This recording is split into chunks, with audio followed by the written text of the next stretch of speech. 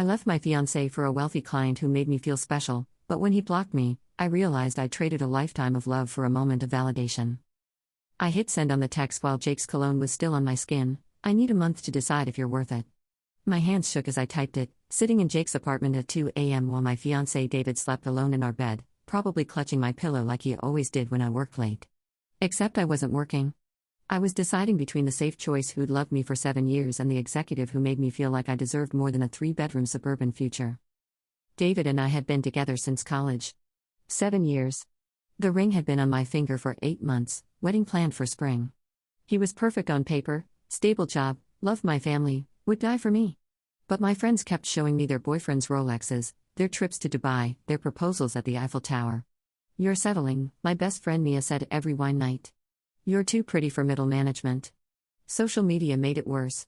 Every scroll showed me a life I wasn't living. David bought me flowers from Kroger. Jake sent them from boutique florists with French names. Jake started as a client at my marketing firm. Just business lunches that got longer. Texts about campaigns that turned personal. "You're brilliant," he'd say. "David's lucky I have ethics." Until he didn't. Until I didn't. The first kiss happened at a conference in Chicago. I told myself it was just once. Then it was just drinks. Then it was just texting. Then I was in his bed, making spreadsheets in my head comparing them like I was buying a car.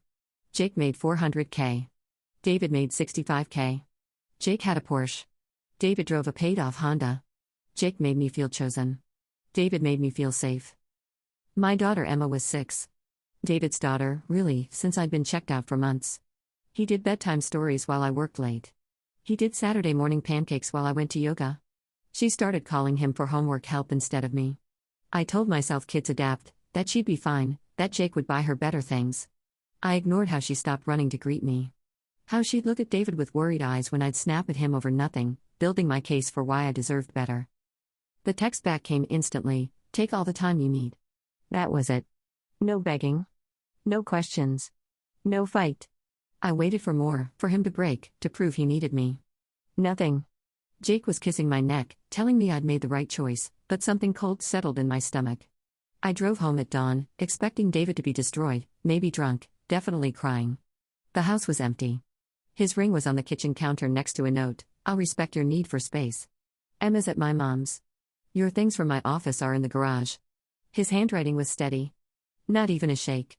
24 hours later, Jake's wife served me papers at work. Turns out she'd hired a PI weeks ago. The photos were extensive. My boss got copies. HR called me in before lunch. Inappropriate conduct with a client was grounds for immediate termination. Jake wasn't answering my calls. His assistant said he was handling a family matter.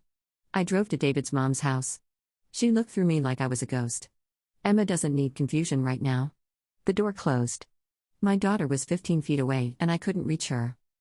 Mia screenshot my texts about Jake and posted them in our friend group chat with cry laughing emojis. "David's dating already BTW. That girl from his gym. The one who competes in those fitness things. The one I called desperate for attention when she'd liked his Instagram photos. My mom let me move into my teenage bedroom but told everyone at church I was going through something." Jake sent one final text, "My marriage is my priority. Please don't contact me again." The man who'd promised me the world blocked me on everything. The custody meeting was surgical. David had documented everything, every work trip, every girl's night, every missed recital. His lawyer had texts where I called Emma exhausting to Jake. The judge gave David full custody with supervised visits from me. 2 hours every other Saturday at a neutral location. Emma brought her iPad and headphones. She called David's girlfriend Miss Sarah and said she was teaching her gymnastics. Real gymnastics, not the baby stuff you signed me up for. She wasn't being cruel. She was being honest. That was worse. I work retail now. Saw Jake at Whole Foods with his wife and kids 6 months later. He looked through me like I never existed. David posts family photos sometimes. Public profiles. Emma calls Sarah Mama S in the videos. She looks happier than she ever did with me. I comment sometimes. The comments get deleted. Not blocked, just erased. Like I'm being edited out in real time. My therapist says I'm making progress accepting accountability.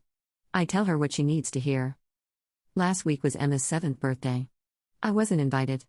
Saw the party on David's sister's story. Sarah made her a 3-tier princess cake from scratch. In the video, Emma blows out her candles and someone asks what she wished for. That Mama S and Daddy get married so we can be a real family. David looked straight at the camera when she said it. Through the screen. Through me. Like he knew I'd be watching. Like he wanted me to understand. I gave up everything for a man who was using me to feel young, and lost the man who would have loved me through growing old. I thought I was choosing between two futures. I was just destroying the only one I had.